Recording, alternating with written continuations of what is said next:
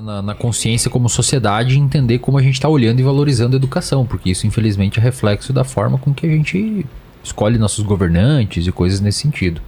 Mas assim, do ponto de vista de saúde mental, é ter que procurar ajuda profissional. Wesley, você podia contar aquele dado sobre Alzheimer e educação? Então, esse foi um dado que ele ainda não está publicado. Pode contar aqui? Pode. E antes de você falar isso... Ele falou no meu podcast. Só lembrar depois, eu queria saber os avanços, né? Que a gente tem hoje em dia, Alzheimer, mal de Parkinson, essas coisas, porque parece que tem algum avanço, né? Tá. Então, assim, a gente, no mundo da ciência... Eu tô tomando cuidado com as palavras que eu vou usar, porque quando eu falo disso eu sou atacado, mas se bem que o cara vai ser atacado por algum dos lados, não adianta. A ciência de ponta hoje, e acho que eu não sei se tem algum cientista que não, quem tá fora do mundo e não entende de ciência, mas a ciência de ponta hoje é feita fora do Brasil. Não sei se alguém discordaria, se você discorda disso. Eu não discordo disso. Em todas as áreas. Eu não sei em todas as áreas. Na nossa área na não há nossa, dúvida. e nas que eu acompanho, pelo menos, que é, agora são talvez engenharia, mas assim, pensando pela lógica de investimento e necessidade, acho que talvez em todas as áreas seja feita fora do Brasil a ciência de ponta. Isso faz com que os cérebros estudados dentro da neurociência, no caso do Alzheimer, são cérebros majoritariamente norte-americano e europeu. E da Ásia. Na América Latina, cara, a gente sabe muito pouco sobre o cérebro da América Latina. E faz diferença isso? Pois é. Normalmente a gente assume que não. Cérebro é um cérebro. Cérebro é cérebro. Deve ser meio parecido em todo lugar. Só que o que está acontecendo? Alguns pesquisadores brasileiros, com parceria com laboratórios e agências de financiamento da gringa, estão fazendo estudos gigantescos aqui na América Latina e estão achando dados impressionantes, cara. Um deles, destaco aqui, foi banca do meu doutorado semana passada, um puta de um pesquisador da URGS, o Eduardo Zimmer. Tem um podcast com ele no meu canal, Wesley Podcast, se você quiser assistir só sobre Alzheimer. Um cara pesquisador de ponta, fazendo ciência de ponta, com muita parceria. Ele é professor da McGill também no Canadá e da URGS. Ele recebe muita verba gringa e conseguiu rodar aqui na América Latina algumas pesquisas e teve um achado que ele contou no meu podcast, por isso que eu tô falando aqui, que vai ser publicado, talvez quando você esteja assistindo isso já vai estar publicado. No mundo inteiro, o principal fator de risco para doença de Alzheimer é a idade. Idade, quanto mais velho tu for, mais tu tá exposto. Você tá rindo? A doença de Alzheimer. Você tá olhando pra mim rindo. Não, é que você anda bem esquecidinho mesmo. Aqui no Brasil, cara, todo mundo sempre replicou esse dado. Eu vou dar uma palestra sobre Alzheimer e falar, o principal fator de risco, pessoal, é a idade. Eu sempre acreditei nisso também. É o que a gente sabe. Só que no cérebro latino-americano, e vai sair essa pesquisa do Zimmer em breve, eles mostraram que não é a idade, cara. A idade fica em segundo lugar, muito atrás do primeiro fator de risco. Que é? Falta de educação. O quê? O grau educacional é um fator de risco fortíssimo aqui na América Latina. O grau educacional ou a falta, quanto mais pobre a educação, mais a pessoa está exposta. Ou você deixar de colocar teu cérebro em... É que aí eles não sabem como mensurar. Eles mensuram indiretamente por grau educacional. Presume-se que quem estudou mais usou mais o cérebro, né? A gente não tem como saber. Mas olha o tamanho do problema, cara. Que é tipo uma academia. Você acha que é assim? É tipo academia do cérebro. É isso aí, tipo academia do cérebro. Por que você acha que é assim? Por quê? Porque lá fora... Provavelmente nos países europeu e norte-americano e alguns da Ásia, eles já resolveram o pepino da educação. E aí então, apareceu outra coisa. Isso deixou de ser um fator de risco. Ou foi tamponado. Faz sentido, foi tamponado. Aí a idade avançou. E cara, aqui no Brasil, ele me mostrou o gráfico. É sério isso? Ele me mostrou o gráfico em pré-print. Não é que tá um pouquinho na frente ou empatado com a idade. Tá muito atrás. A idade tá muito atrás. Afasia não é Alzheimer, né? Não. Aquilo que o Bruce Willis tem, por exemplo. Afasia, ele tem uma demência frontotemporal, né? Que causa É um tipo de demência. Alzheimer também é um tipo de demência. É outra coisa. Então. Alzheimer é a principal demência. É o que mais causa prejuízo e tal. Tem dados que apontam que com 85 anos para frente, 1 em cada 3 pessoas vai desenvolver a fase clínica do Alzheimer. Então, um de nós aqui provavelmente... E em relação a avanços? Porque eu vejo sempre pesquisas então, assim, e tal. Aqui no Brasil, cara, a gente... Primeiro que a gente não sabe nada. Não sabe, pra ver aí que o principal fator de risco a gente já não conhecia. Entendeu? Tem que esperar essa pesquisa sair pra gente olhar os dados e tal com calma, mas pelo que ele deu lá de spoiler, é isso. Então veja o tamanho do problema, cara. A gente não resolveu o principal fator de risco pra demência. Que é a educação. Porque quando é a idade, ok, tudo bem, velho. É a idade. Fazer o quê? Quando mais a pessoa viver, a gente pode tentar encontrar alguma... Mas a educação é resolvível. Diferente da idade, que é um pepino mais não complicado. tem a ver com exercício físico também, nessa pesquisa. Exercício físico, ele é um fator protetor. Mas não é um fator que a gente chama de modificador do curso da doença. Tá. Tu não vai tratar o Alzheimer com exercício, mas ele ajuda a prevenir. Ele é um dos... mesmo? É como se fosse um copo d'água.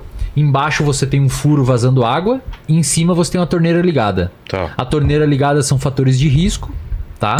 E aqui embaixo são fatores protetores. Quanto maior é o furo, mais água vai escorrer. Então você faz exercício, você treina, você lê, você dorme bem, você se alimenta bem. Você tem bastante fator protetor. Entendi. E o fator de risco ele fica mitigado. Entendi. Tá? Agora avanço, cara. Alzheimer é uma questão problemática, assim, porque a gente tem muita dificuldade de saber o que causa ele. Então a gente não tem muita noção. A gente sabe como ele é no cérebro. Mas a causa não se sabe ainda? Não. E a gente tá longe de saber. Pra você ter noção, cara, 98% dos Alzheimers, das doenças que tem por aí, de Alzheimer, são o que a gente chama de doença esporádica. A pessoa desenvolve e a gente não sabe por quê. 2 a 3% é a genética, que a gente tem certeza que vem de genética. A maioria é esporádica. Eu vou no congresso esse ano... Você não vai passar isso pros seus filhos, por exemplo?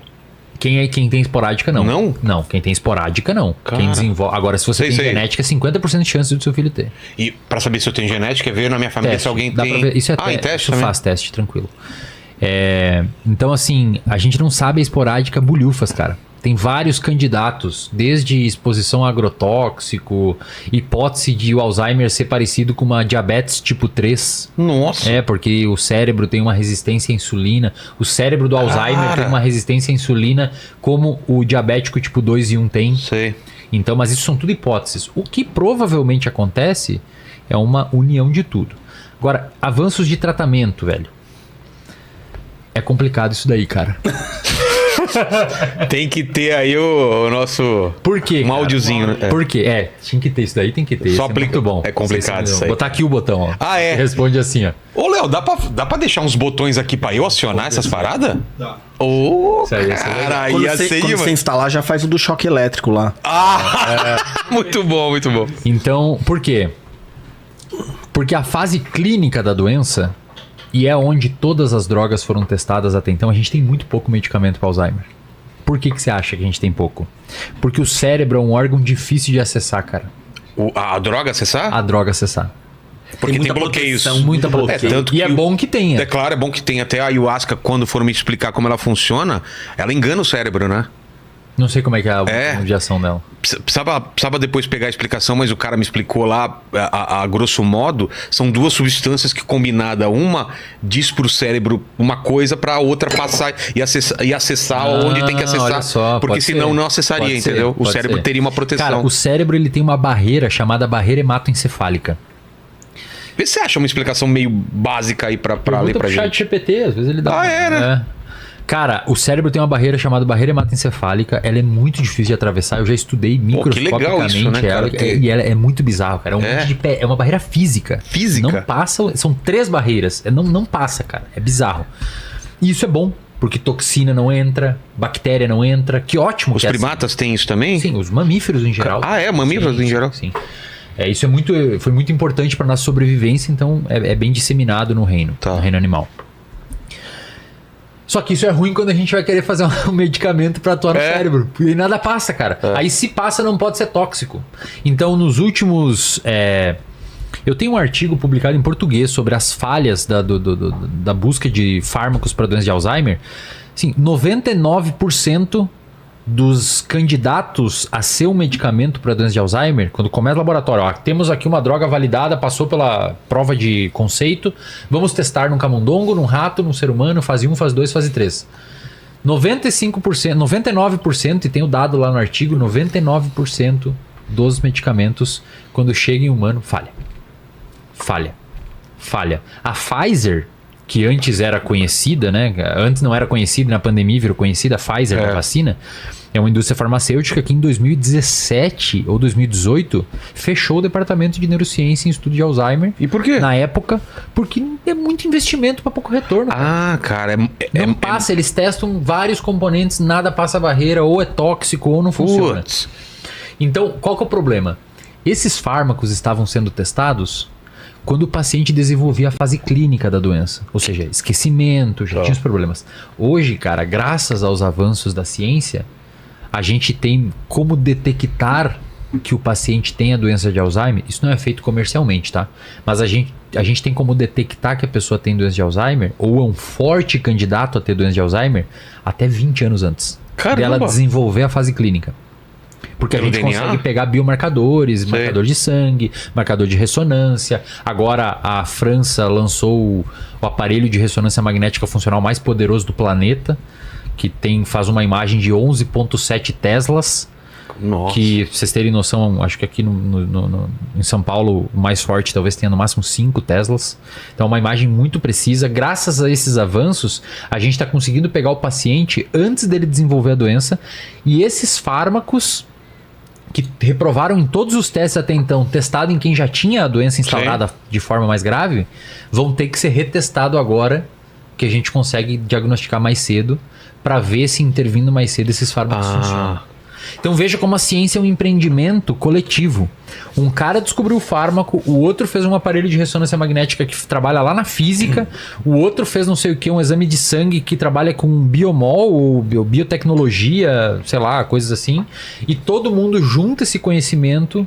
Um descobre biomarcador, outro descobre marcador cerebral via ressonância, outro descobre um fármaco porque trabalha na farmácia, e juntos eles conversam para agora provavelmente ter que retestar todas essas drogas para ver se vai funcionar ou não.